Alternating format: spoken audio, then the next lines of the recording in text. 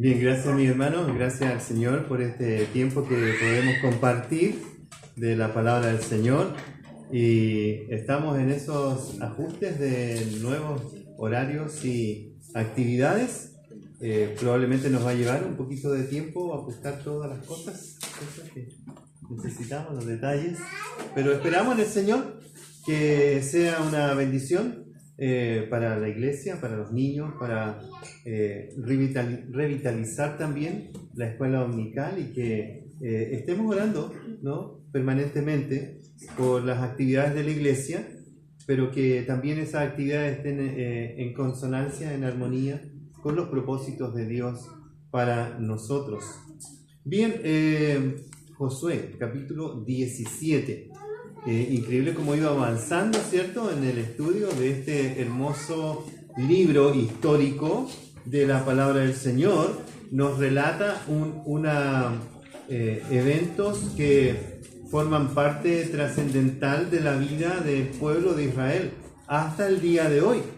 No olvidemos que el día de hoy todavía el pueblo de Israel está teniendo este conflicto territorial, ¿cierto? Tanto a lo largo de la historia del pueblo de Israel ha habido expansión de su territorio, y también ha habido como reducción de él, y enemigos siempre ha tenido Israel a causa de su condición de ser pueblo de Dios y de vivir en un mundo donde mucho antagonismo hay, no solo hacia el pueblo de Israel en sí mismo, sino hacia lo que representa. Y también es un reflejo la historia del libro de Josué de nuestra propia historia con el Señor, ¿verdad? Josué es un tipo de Cristo en el Antiguo Testamento. Muchas de sus características y de sus acciones nos muestran algún aspecto, alguna faceta de la persona del Señor Jesucristo. Muchos comentaristas hablan de Cristo como la joya de la Biblia, y que los demás personajes que son tipos del Señor aportan una faceta a esta joya preciosa que es Cristo Jesús. Entonces, cuando vemos a estos personajes como Josué en el Antiguo Testamento, que son hombres que fueron liderando al pueblo, llevando a la conquista, derrotando enemigos, teniendo victoria, vemos a Cristo allí, ¿no?, viniendo a la tierra con un propósito, con una misión, derrotando al mayor enemigo que teníamos nosotros los seres humanos, que es la muerte, y mostrando su victoria y entregándonos a nosotros también una herencia eterna, que es lo que Cristo nos ha logrado a cada uno de nosotros. En paralelo, en el Antiguo Testamento, Josué entra con el pueblo a la tierra prometida, y ahora en el los capítulos 12, 13 por ahí en adelante, comenzamos a ver cómo la tierra ya está siendo entregada, está siendo distribuida a aquellos que son herederos de esta bendición que Dios prometió.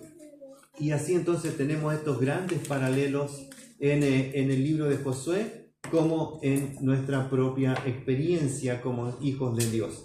Aunque no somos Israel, la Biblia dice, el apóstol Pablo menciona tanto en Romanos como en Corinto, de que nosotros debemos mirar el Antiguo Testamento, las historias y los ejemplos de ellos, para apercibirnos de cómo nosotros debemos vivir hoy, para no seguir ejemplos malos, ¿cierto? O rebeldía en el corazón del pueblo, pero también para ver cómo el Señor actúa en amor y bendición hacia un pueblo que en algunos momentos de su historia fue rebelde. Este grupo de personas en el libro de Josué es la generación que nació en el periodo de la liberación y el desierto.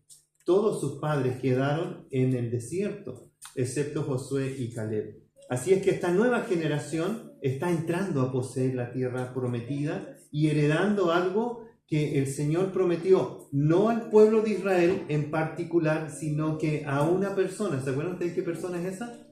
Abraham, en el libro de Génesis, allá, muy lejos de la historia, Dios prometió a este hombre que le iba a heredar este gran territorio a su descendencia. Y nosotros estamos viendo esto aquí. Han pasado más de 400 años. para que esta promesa se viera realista, se volviera realidad, perdón, en este capítulo de Josué 17. Así es que la promesa de Dios permaneció hasta hoy, y ahora el pueblo va a heredar la tierra, va a heredar territorio, va a ser distribuido a las tribus, 12 tribus representantes de los hijos de Jacob. El capítulo 17 entonces nos va a relatar la entrega de la tierra a la tribu occidental de Manasés. La semana pasada hablamos de la tribu de Efraín. Estos dos hermanos, Efraín y Manasés, eran hijos de José, hijo de Jacob. Y por lo tanto, como Jacob ya, todos los primogénitos habían muerto, los herederos heredaban la tierra. Y por lo tanto, Efraín y Manasés, hijos de José, heredaron un territorio. Excepcionalmente, no fue un solo territorio, porque podría haber sido la tribu de José hereda este terreno, pero excepcionalmente, por gracia de Dios, se le distribuyó a cada hijo un territorio como si fueran una tribu individual. No olvidemos que Manasés recibió territorio a este lado del Jordán, vamos a decir así para poder explicar, a este lado del Jordán, y luego en esta capítulo 17 recibe territorio a este otro lado del Jordán, porque una parte de la tribu de Manasés decidió que ese lado del Jordán era más como beneficioso para ellos vivir, y pidieron a Moisés, antes de cruzar, que les concediera ese territorio, porque allí había agua, había pastito para su ganado, y consideraban que era un lugar más bueno en términos materiales para vivir. Dios permitió que tomaran esa decisión, y cada decisión que nosotros tomamos, lo hemos estudiado con los varones, Gálatas capítulo 6, lo que sembramos cosechamos, y a veces cosechamos más al futuro, ciertamente. Y la cosecha a veces es mucho más abundante de lo que se siembra. Y en el caso de este grupo, grupo de Manasés, que quedó al otro lado del Jordán, va a cosechar en el futuro la decisión de haberse quedado al otro lado de la tierra prometida. Bueno, y ahora con Dios a través de Josué y el sacerdote, el sumo sacerdote del pueblo, le conceden a el resto de la tribu de Manasés el territorio a este otro lado del Jordán. Y ese es el relato del capítulo 17.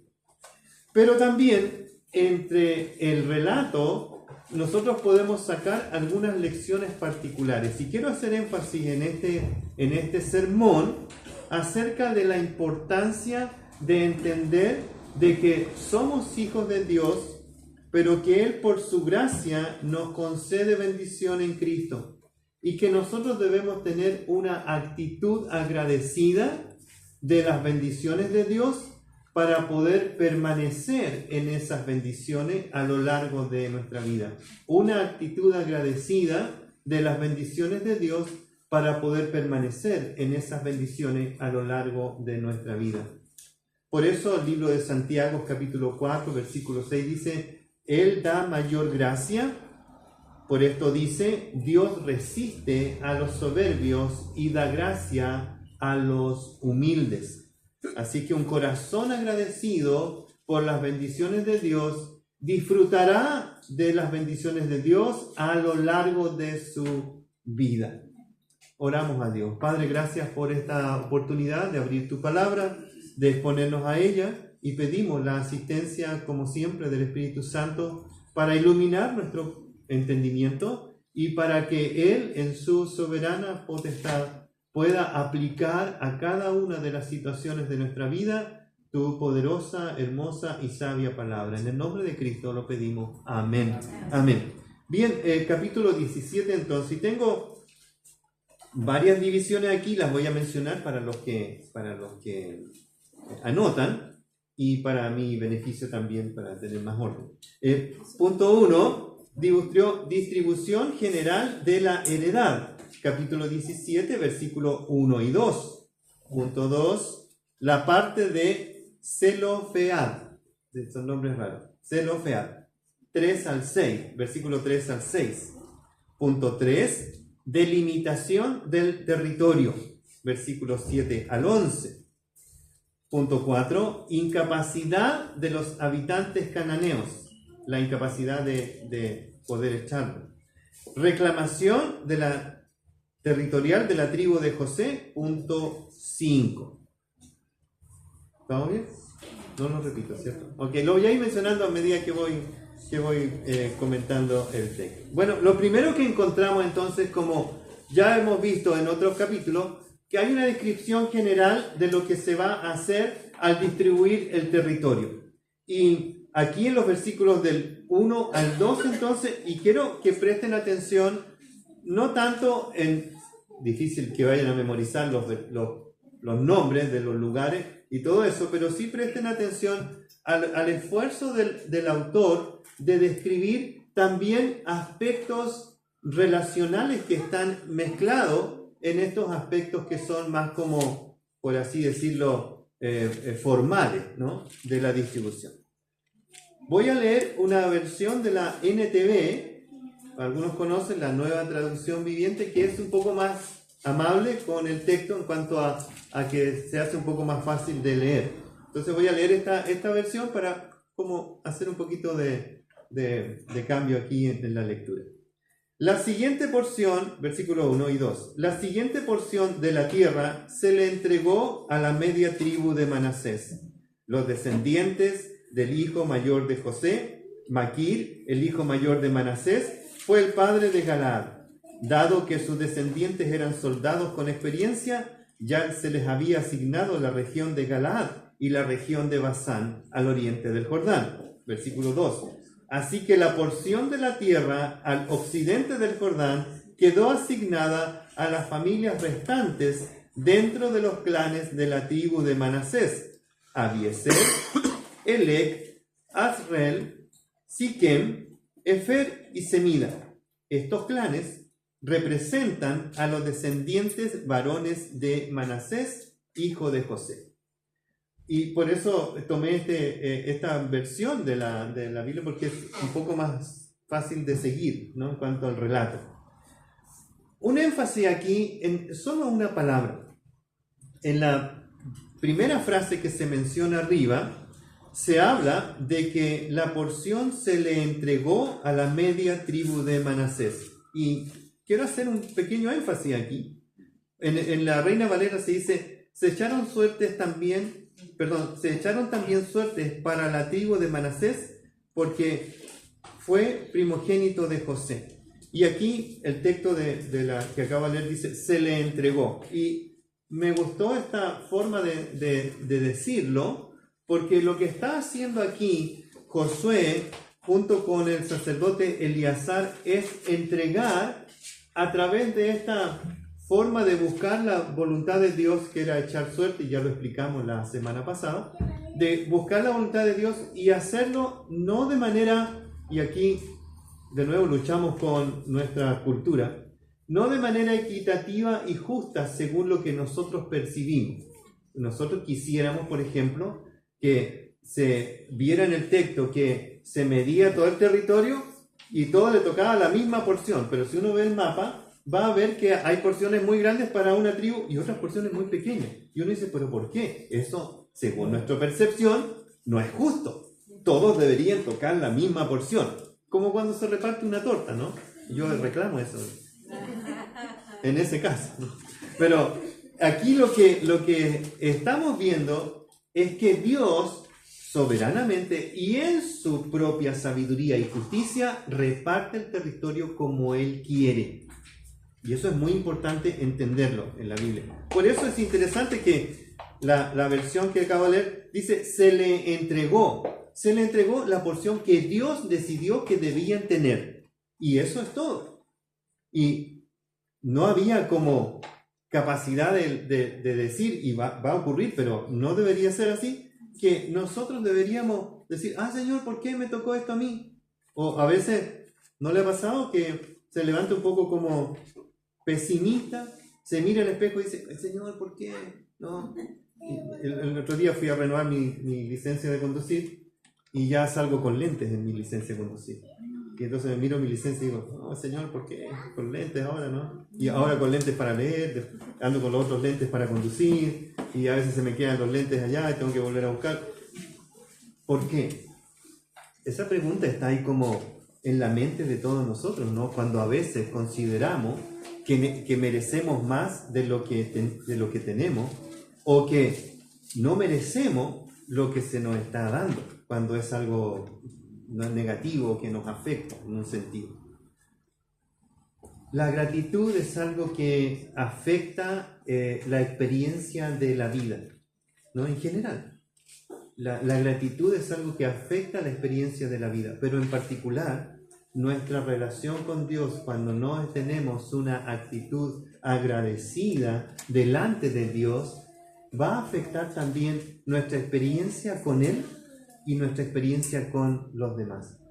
Cuando perdemos esa capacidad de mirar la bendición de Dios y ser agradecidos, vamos a perder también la capacidad de ser humildes y reconocer que Dios es soberano y que lo que Dios me ha dado, me ha sido dado por gracia. Y sabemos que la palabra gracia tiene el componente de que es un regalo inmerecido a mi propia vida. Empezando por mi salvación. Porque ¿qué tengo yo que mereciera o que hiciera que Dios me mirara con favor y me concediera la salvación que ahora yo poseo y que es mi herencia, en la cual yo vivo y me muevo? Y tengo que pedir perdón al Señor muchas veces durante mi semana, porque la queja empieza a llenar mi corazón cuando no tengo lo que yo creo que debo tener. Esas necesidades sentidas que el mundo ha creado en mi mente y mi corazón. Esas necesidades sentidas que mis pasiones muchas veces reclaman y que hacen que mi vida no sea una vida que fluya hacia la gratitud a Dios y hacia una convivencia sana con mis cercanos. Entonces, debo trabajar en esta experiencia de vida nueva con el Señor para mantener constantemente en mi corazón esta verdad profunda. Lo que yo tengo es porque Dios en su gracia me lo ha dado. Ahora, el pueblo de Israel está recibiendo bendición de Dios y ellos deben conformarse gozosamente con la bendición que han recibido. Pero también hemos aprendido que una vez que recibimos bendición, Dios nos pide que la administremos de maneras sabias para su gloria y para beneficio de su reino y de nosotros. Una vez que recibimos bendición, la gratitud nos llevará a una buena administración también de lo que hemos recibido.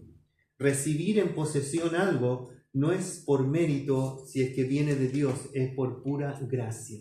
Es por pura gracia.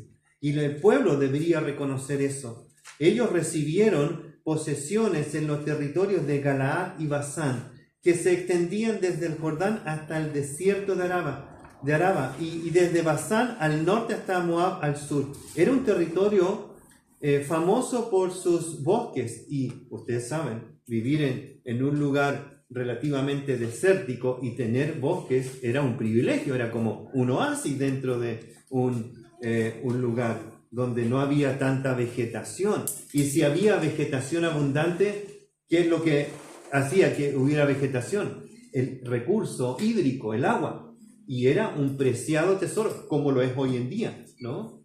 No sé si a algunos les gusta ver algunos documentales o algunas cosas así. El otro día estábamos viendo un documental con Patricia y mirábamos cómo el recurso hídrico es algo que ha traído un gran conflicto en muchos lugares del planeta. Tanto así que hasta guerras han habido por el recurso del agua, ¿no? Cómo pequeños pueblos han desaparecido porque grandes empresas han tomado el agua para sus negocios y sus industrias, y los pueblos quedan sin agua y tienen que salir de allí, emigrar a otro lugar, y el lugar queda desértico porque no tienen este valioso recurso.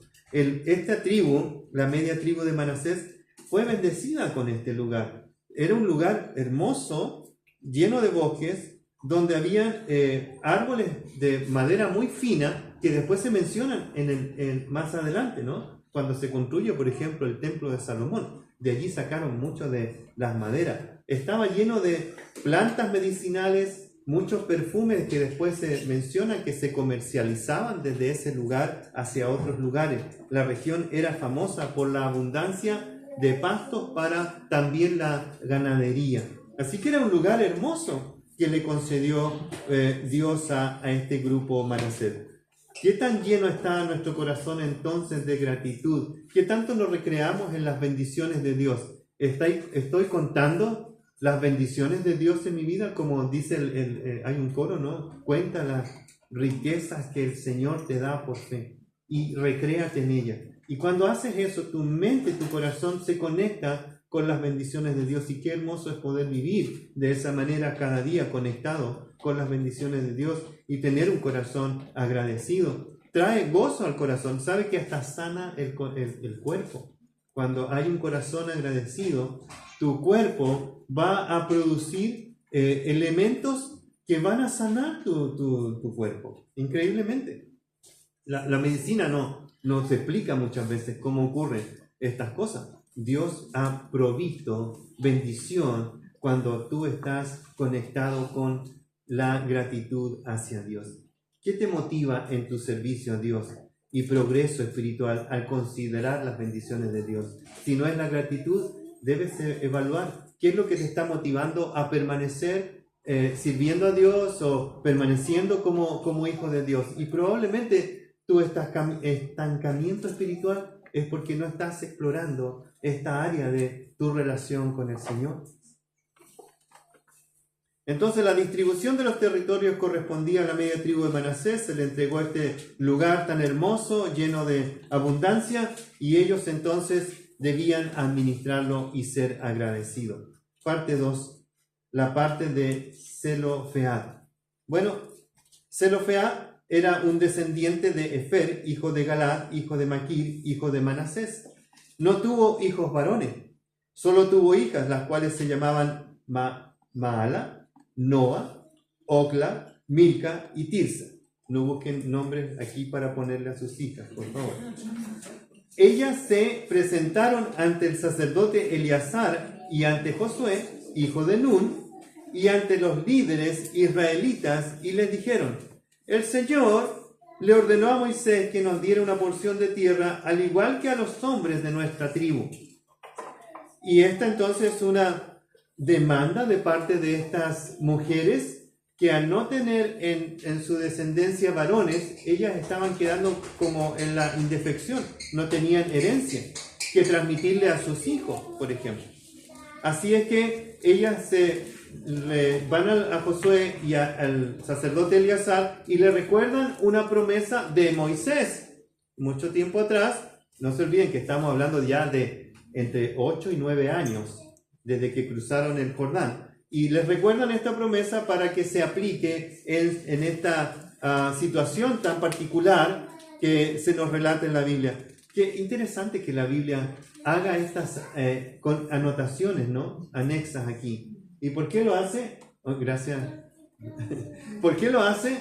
Porque Dios quiere hacer énfasis en que Él provee para todos. Para aquellos que parecieran ser indefensos, Dios promete también bendición. Dios es el proveedor de todos.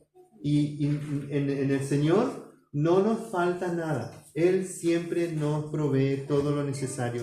La Biblia vincula a las genealogías aquí de estas mujeres. Gracias, hermano.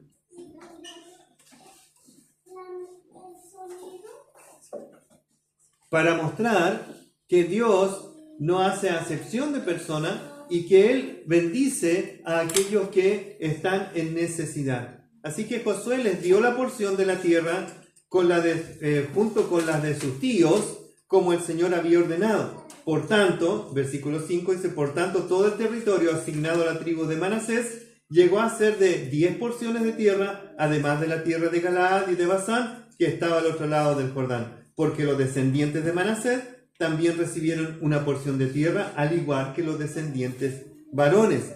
La tierra de Galaad se las entregó a los otros descendientes varones de Manasés. Versículo ahí 6. Zelofead no tenía entonces descendientes varones. Era algo grave en las genealogías cuando no habían varones, porque de manera cultural los judíos tenían esta genealogía solo a través de los hombres. Pero Dios siempre está haciendo acepción para mostrar que Él intercede por aquellos que no tienen la capacidad humana de poder llevar sus propias situaciones. Y la Biblia nos enseña aquí que muchas veces tenemos que acudir a Dios en todo tipo de necesidad, incluso estas cosas que parecieran como domésticas, ¿no? De distribución y de repartos de cosas, en este caso territorio. Y algo que dañó mucho la historia de la iglesia moderna, digamos, es que se hizo esta separación entre lo secular y lo espiritual. ¿Han escuchado eso? Secular y espiritual. Y nosotros lo mencionamos muchas veces también. Y no solo en el contexto de que nosotros los cristianos y los de afuera, los del mundo, sino que en el contexto dentro del cristianismo y en la vida particular de los hijos de Dios, también empezaron a hacer estas separaciones. Entonces encontramos a muchas personas hoy que dicen ser creyentes, que dicen ser cristianos, que dicen ser evangélicos, pero que se guardan ellos mismos la arbitraria capacidad de decir, bueno, esta es mi vida religiosa o espiritual y esta es mi vida secular. Y yo administro esto como quiero y esto lo administro para el Señor. Y entonces la historia de la iglesia nos habla tristemente de este declive en la vida de la iglesia cuando se introdujo esta idea de secular y religioso. Y en el contexto de las iglesias locales también se introdujo la idea de los laicos y los fieles. Y los laicos eran las personas que administraban lo espiritual y los fieles eran las personas que recibían la administración de eso. La Biblia no nos habla de esa separación. La Biblia nos habla de que cuando Dios nos salva y nos hace sus hijos, nos salva de manera integral. Y que nosotros cuando somos hechos hijos de Dios, toda nuestra vida, no parte de nuestra vida, toda nuestra vida debe estar influida profundamente por Dios y su palabra para que nuestra vida, ya sea física, emocional, espiritual, material, sea del Señor. Nosotros debemos tomar decisiones siempre pensando en que todo lo que tenemos es de Dios y por lo tanto nos convertimos en ¿qué cosa? Administradores de Dios. Nuestra propia vida integralmente debe ser administrada porque es de Dios. Y por lo tanto no hay separación, no hay espacios en mi vida que yo puedo decir, esto es mío, yo lo administro aquí. Dios no es así. Y si algo está permeando esa idea en tu mente, debes desarraigarla para que no esté dialogando con esta idea de que hay partes de mi vida donde Dios no se involucra.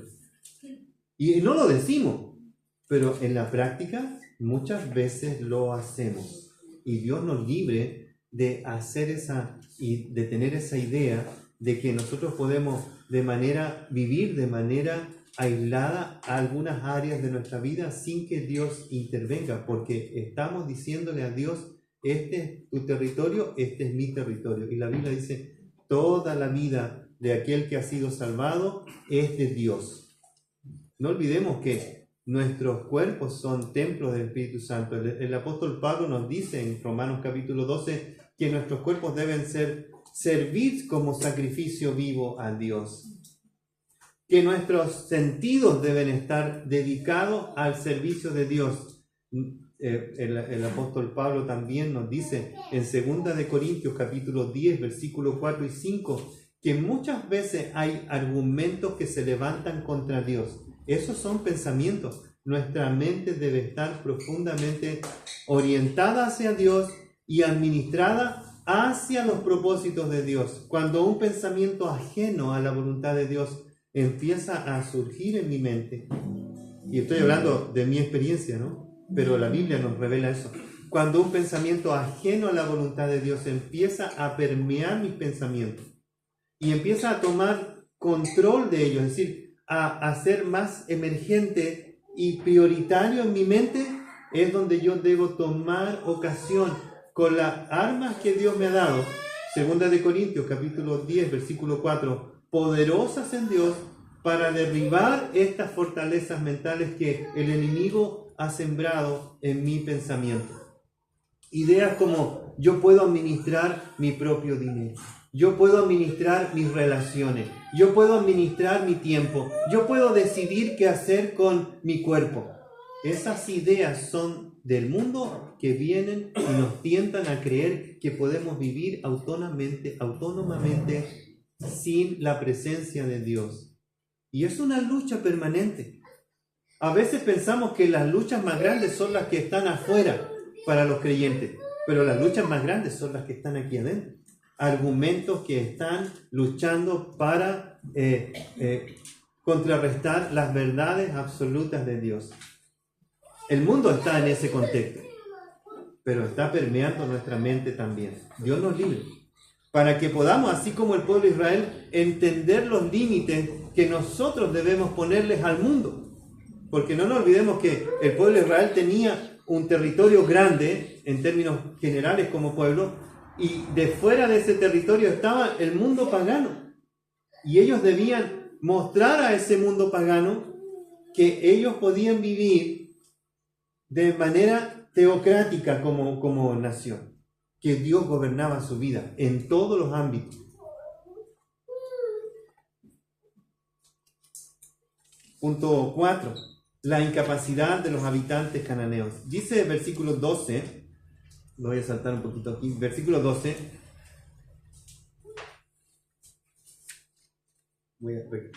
Me salté el 3, ¿no? Ok. Bien, para que vayamos por orden, perdón.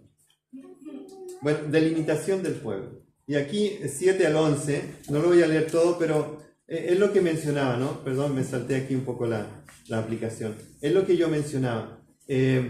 Hablamos de los límites, lo bendecido que somos cuando Dios nos pone límites. Por ejemplo, los 10 mandamientos. Es un cerco de protección. ¿Cómo sabemos cómo debemos vivir nuestra vida cristiana si Dios no nos informa de cuáles son nuestros ámbitos para vivir? Cuando Dios dice, cuídate de los ídolos, es un límite. Cuando Dios nos dice que tus palabras sean verdad, es un límite. Pero no es un límite de prohibirnos, de decir, ay Señor, no me dejas decir grosería, pucha, no, yo quería decir. No, es un límite que te protege tu vida, tu santidad, que protege tus relaciones. Cuando el Señor dice, airaos, pero no pequéis, son límites que te bendicen. Entonces, los límites del territorio también eran una bendición de Dios, porque esos límites decían, dentro de estos límites, Dios te voy a bendecir, te voy a prosperar, te voy a cuidar, voy a hacer que seas próspero. Y es lo mismo con nosotros como hijos de Dios. No nos olvidemos, dentro del límite precioso de Cristo, porque todos los que estamos en Cristo somos bendecidos por Dios. Estar en Cristo es ese territorio de protección. Estar en Cristo es estar abundantemente provisto de la bendición de Dios. Pero cuando estás lejos o fuera de los límites de Dios, Dios no va a poder bendecir tu vida. No vas a poder ver prosperidad. Como dice Juan capítulo 15, separados de Él, nada puedes hacer. Separado de Él no hay fruto, pero unido a Él hay abundancia de fruto. Cada uno en su capacidad o en los dones que el Señor le ha dado y sus límites que Dios le ha permitido, vas a poder producir bendición. No solo para ti, porque el Evangelio no es egoísta. No es solo para ti, es para que puedas bendecir a los que te rodean, para que otros puedan ver que tu vida prospera y que puedan decir, ¿por qué Él puede tener paz en medio de sus dificultades, porque todos tenemos dificultades, pero cuando ven a un creyente cantar en un velorio, cuando ven a un creyente dar gracias a Dios en medio de una necesidad o de una pérdida, la gente debe ver que nosotros somos el pueblo de Dios. Ahora sí, punto 4. La incapacidad de los habitantes cananeos. Dice versículos 12 al 13 que los descendientes de Manasés no pudieron, y aquí las palabras son importantes, no pudieron conquistar esas ciudades porque los cananeos estaban decididos a quedarse en esa región. Sin embargo, tiempo después, cuando los israelitas se hicieron más fuertes, forzaron a los cananeos a trabajar como esclavos o tributarios, dice la Reina Valera, pero no los expulsaron de la tierra. Fíjese aquí un aspecto espiritual del carácter de este grupo de personas.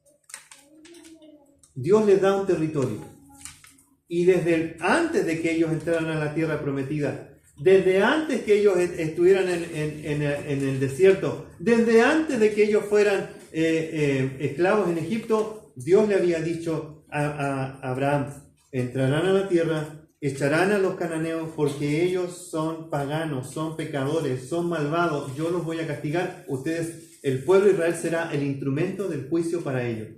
Y cuando llega el pueblo, ustedes ven las primeras batallas, la guerra grande del pueblo de Israel contra los cananeos fue de destrucción, fue de muerte, fue de arrasar con pueblos enteros. Y no era porque ellos querían hacerlo, era porque Dios se los había dicho. Y era porque la maldad de ellos era muy grande. Ellos quemaban a sus hijos para ofrecérselos a sus dioses, pensando que de esa manera sus dioses le iban a dar prosperidad en abundancia de granos y de prosperidad y cuidado. Ellos prostituían a sus niñas en los templos paganos. Había una cosa muy dura en ellos y Dios los castigó a través del pueblo.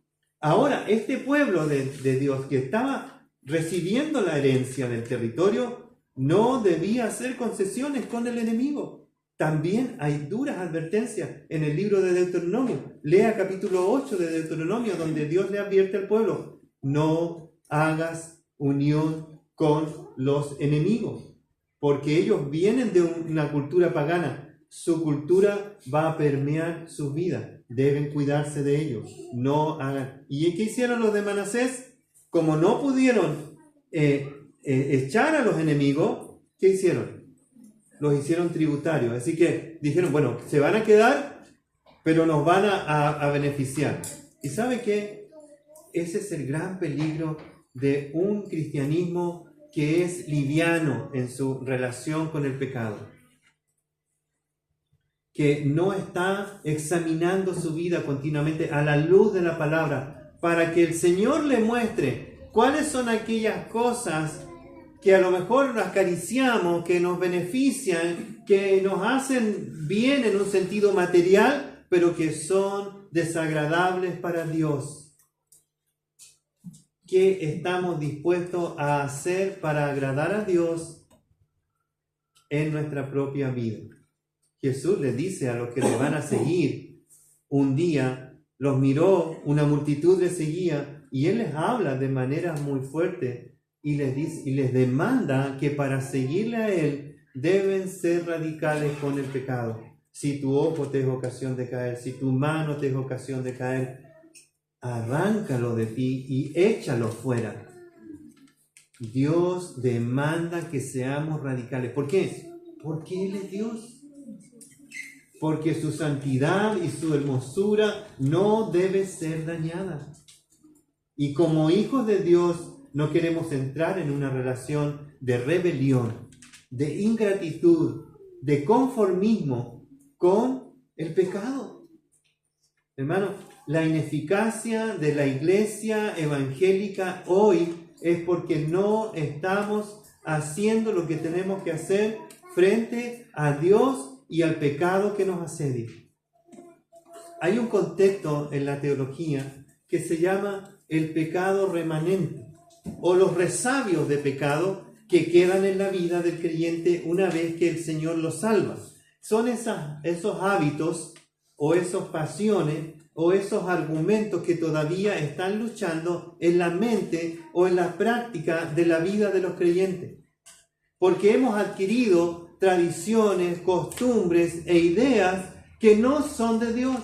Y cuando Dios nos contrasta con su palabra, nosotros debemos ser sabios, valientes y apropiarnos de las herramientas, de las armaduras, de la arma de Dios, para despojarnos de aquellas cosas que no nos permiten crecer y ser eficientes en nuestro servicio a Dios.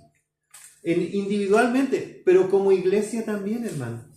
Hoy en día la iglesia evangélica está en una condición, en el ojo del público, muy bajo, como una institución mal valorada, porque los miembros de esa institución que se llama iglesia no están ejerciendo su labor de ser sal y luz en el mundo. Hermano, ¿y eso es por qué?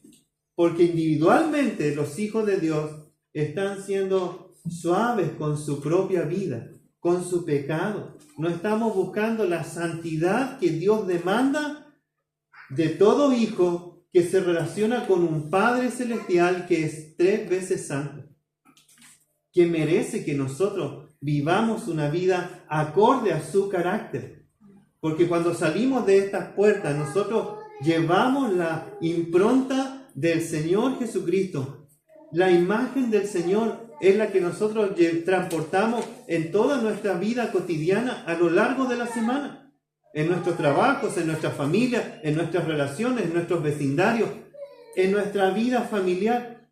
Nosotros llevamos la impronta de Cristo, pero si nosotros hacemos vana la cruz de Cristo en nuestra vida, al rebajar las demandas de Dios, entonces nuestra eficiencia como hijos de Dios va a ser muy permeada por el mundo, por nuestras propias pasiones, y el enemigo va a tomar ocasión para nuestra vida. El pueblo rebajó los mandatos de Dios, dialogó con el enemigo, hizo tratos con el enemigo, se sirvió del enemigo, y luego en la historia nos muestra un libro más adelante que ellos cosecharon lo que sembraron. Sus decisiones, las decisiones que el pueblo de Dios tomó aquí van a permear la vida de ellos y sus descendientes, hijos, nietos, bisnietos, van a sufrir las consecuencias de esas decisiones. Hermano, debemos ser radical con el pecado. La Biblia nos llama a ser radicales. Un poco de levadura, dice el Señor. ¿Qué hace? Leuda toda la masa. Lo que nos gusta hacer pan, me incluye. Y evitamos usar mucha levadura, ¿no? Pero aunque le echemos una pizca de levadura, la masa es afectada. Increíble, increíble. La Biblia dice que no debes dialogar con el pecado, no dialogar con la maldad de este mundo. Ser radical en tu vida es lo que Dios nos llama a hacer. Por último, punto 5, versículos 14 al 18. Los descendientes de José, versículo 14, se presentaron ante Josué y le preguntaron: ¿por qué nos diste solamente una porción de la tierra para habitar, si el Señor nos bendijo con tanta gente? Josué contestó: si ustedes son tantos y la zona es montañosa de Efraín no les alcanza, despejen sectores de la tierra en el bosque donde viven los fereceos y los refaitas. Los descendientes de José respondieron: es cierto que la zona montañosa no es lo suficientemente grande para nosotros, pero todos los cananeos de la tierra baja tienen carros de guerra hechos de hierro, tanto que los que viven en Bet-San y en sus asentamientos vecinos, como los que habitan en el valle de Jezreel, son demasiado poderosos para nosotros. Entonces Josué dijo a la tribu de Efraín y a la de Manasés, los descendientes de José: ya que ustedes son tan fuertes y numerosos, se les dará más porción de la tierra. Los bosques de la zona montañosa también serán suyos. Despejen toda la tierra que quieran de allí y tomen posesión de sus extremos más lejanos. Y también expulsen a los cananeos de los valles, aunque ellos sean fuertes y tengan carros de guerra hechos de hierro. Este diálogo interesante aquí al final del capítulo si usted lo lee con cuidado, va a ver cómo algo del carácter de estos hombres de Manasés. ¿Ve cómo se han ido quejando de lo que Dios les dio? Y a pesar de que tenían un lugar muy abundante y muy próspero, ellos empezaron a ver, ¿qué cosa? El vaso medio vacío, ¿no? Pero es que mira, hay bosque, montañoso, hay enemigos, y los enemigos son fuertes, tienen carros grandes, ¿no? Y son poderosos. ¿Te fijas cómo cuando las circunstancias dominan tu relación con Dios? ¿Y cuántas veces hemos estado en esa encrucijada? ¿Estamos en una situación difícil? ¿Quién ha vivido una situación difícil esta semana? Todos tendríamos que levantar la mano, ¿o no? Mayor o menor medida. Y no vamos a hacer aquí como, ¿cómo se llama? Competencia de quién ha tenido la situación más difícil, ¿no? Porque a cada uno su porción de situaciones difíciles. Pero si nosotros miramos a Dios y nuestras bendiciones de Dios a través de la situación difícil, la queja va a venir rápidamente. De ser agradecido por lo que Dios te ha dado de pura gracia, termina siendo malagradecido y demandándole a Dios que te dé lo que tú crees que necesitas. ¿Te fijas el cambio grande? Y a veces estamos en ese negocio con Dios sin darnos cuenta. Después de que damos gracias a Dios y le alabamos por lo que nos ha dado de pura gracia, porque no merecemos. ¿Qué merecíamos? ¿Juicio? ¿Castigo? ¿Condenación? Pero Dios de gracia nos dio a Cristo la salvación y la bendición espiritual de ser hechos hijos de Dios. Herencia en los cielos donde no se va a destruir nada de lo que llevemos allá. Pero Señor, es que me falta esto, ¿no? Mira mi ropa, no está a la moda, ¿no? El auto ya se ve, ¿cómo decía la vecina? Charrito, de una expresión mi vecina, cuando las cosas se echan como a perder, ya están charritas, como estropeadas. Dice el Señor, mira, hermano, que el Señor nos ayude para que ese inconformismo del mundo no permee mi relación con el Señor y que las circunstancias de la vida no sean los lentes por los cuales yo vea a un Dios grande, poderoso, lleno de bondad para con mi vida. El vistazo al corazón de este pueblo, de este grupo del pueblo de Israel, nos advierte a nosotros que debemos cuidarnos de tener un corazón agradecido. ¿Cómo puedo proveer un corazón agradecido delante de Dios? Bueno, Apocalipsis capítulo 4, si no me equivoco, nos habla de la carta a los de Éfeso. Y Jesús le dice a los de Éfeso: tengo contra ti que has perdido tu primer amor. ¿Y qué hace? Capítulo 2 de Apocalipsis. Pero tengo contra ti que has dejado tu primer amor. Y a veces la ingratitud y el corazón como que reniega de lo que Dios te ha dado, es eso. Has perdido tu amor hacia lo que Dios dice que es valioso. Y dice, has perdido tu primer amor. Por lo tanto, Dios le da una receta y es la tomamos, ¿no? Recuerda, por tanto, de dónde has caído. Arrepiéntete y haz las obras primeras.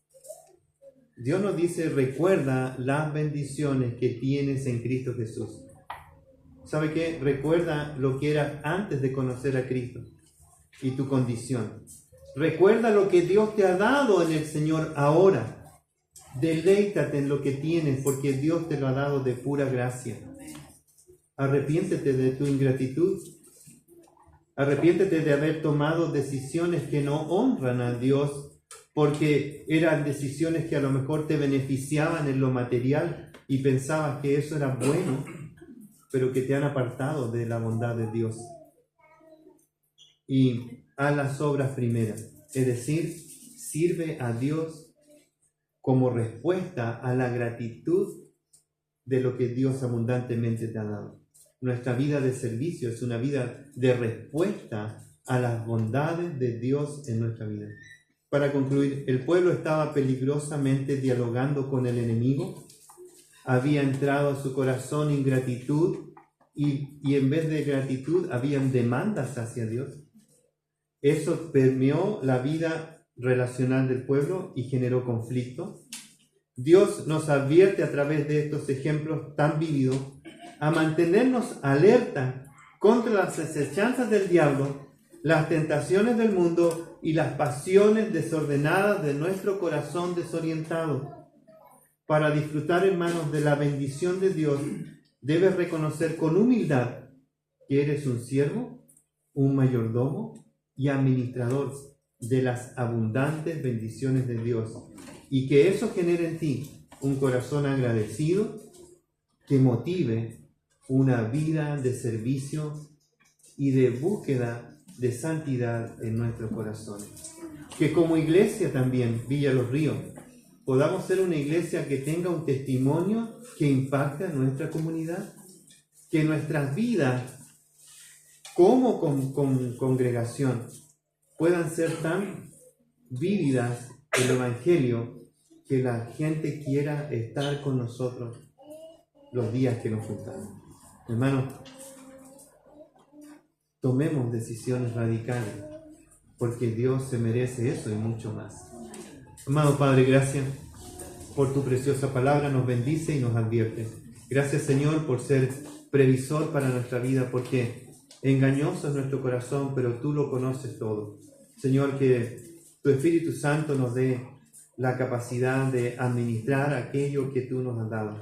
Que podamos, Señor, ser valientes y radicales en nuestra vida para tomar decisiones, despojarnos de aquello que no te beneficia, que no te honra, que no es agradable a ti, que no aporta gloria a tu nombre.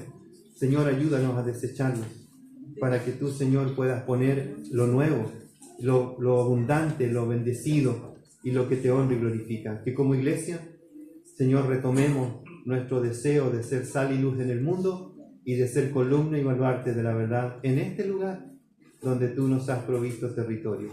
Te lo pedimos en el nombre de Cristo. Amén. Amén. El Señor les bendiga, mi hermano.